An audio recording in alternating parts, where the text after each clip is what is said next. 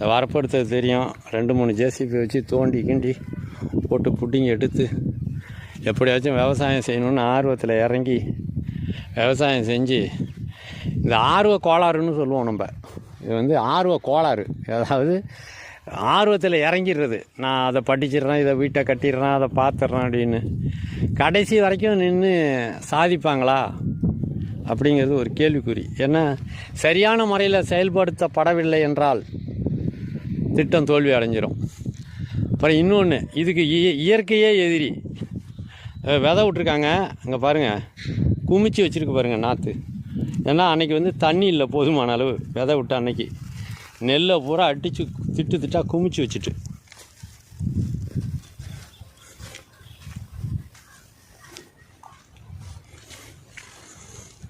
பாருங்க, இந்த இடத்துலலாம் நெல்லே இல்லை பாருங்கள்.